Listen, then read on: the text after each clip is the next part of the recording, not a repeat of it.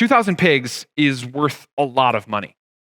I don't really know exactly what a head of pig is going for today, but I did look up a place in Brampton that does pig roasts, and their smallest package for a whole pig roast is $375.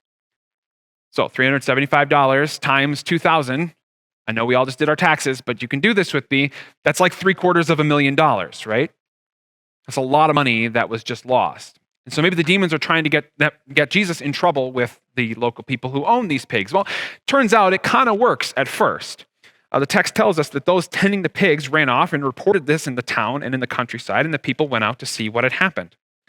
When they came to see Jesus, they saw the man who had been possessed by a legion of demons sitting there dressed and in his right mind, and they were afraid. Those who had seen it told the people what had happened to the demon-possessed man and told about the pigs as well. And then the people began to plead with Jesus to leave their region. So it does seem to get Jesus in trouble, doesn't it?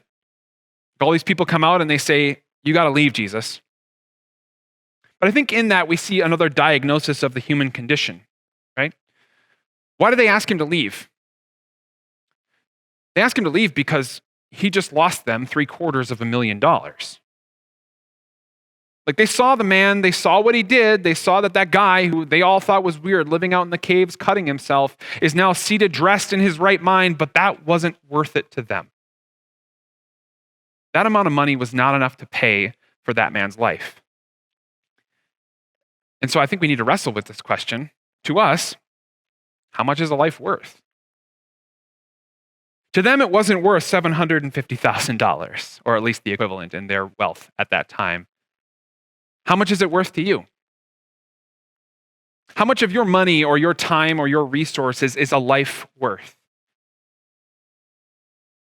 I think sometimes in modern Christianity, we think that a life is worth whatever I have in surplus.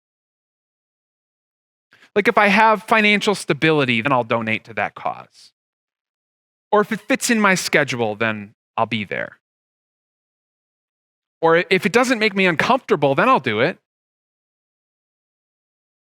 But when it comes to actually sacrificially living, taking our wealth or our resources or our time and using them to help the people of the community around us, both in physical ways and in spiritual ways, I think we have a struggle getting over that sacrificial hump. Notice, Jesus was willing to give $750,000 of someone else's money in order to save this man's life. And I wonder if there isn't something for us to learn in that as well.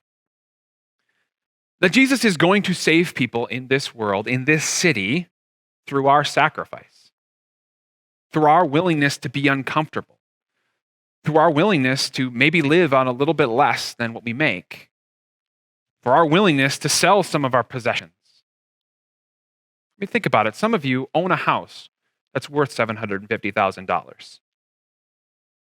Would you sell it? Give away all the money if it meant saving one person's life? Would you sell it and give it away if that one person's life was somebody who was a crazy person living under the gardener in Toronto? Because that would be the equivalent person in our society today. I'm not saying you should do that. I don't think the text is necessarily calling you to do that. But I am asking you to test your limits. What sort of sacrifice are you actually willing to give so that people can be saved? Is it just your extra? It's just what you can afford? Or are you willing to look at sacrifice the way Jesus looks at sacrifice? That everything that I have been given is a means to helping other people in spiritual and in physical ways. One of the ways that I've been wrestling with this in my own personal life is with the idea of hospitality.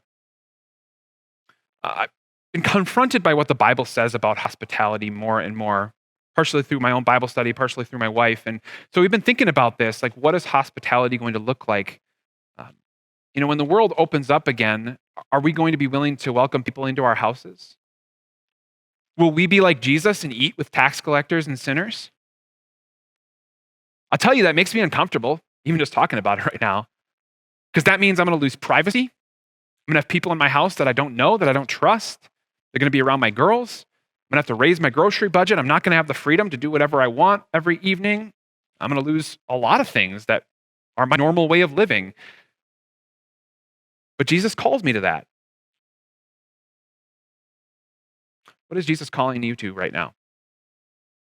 Is it maybe time to downsize? Is it maybe time to get rid of one of your cars? Is it time to think about maybe not going on that vacation or going on a vacation closer to home? Is it maybe not time to not put your kids in all of those programs so that you have the time, so you have the money, so you have the energy to save people? This man's life wasn't just worth $750,000 of another person's money to Jesus. It was worth his own life. See, what we see here is Jesus switching places with the man.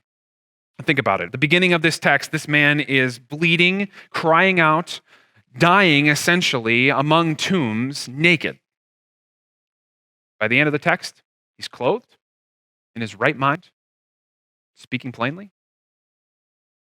The beginning of the text, Jesus is clothed and in his right mind, speaking plainly, but by the end of this gospel, he's naked, bleeding, crying out from a cross as he dies and is eventually buried in a tomb. Jesus switched places with the man. It wasn't just worth money to him, it was worth his entire life. And your life is worth that much to him too.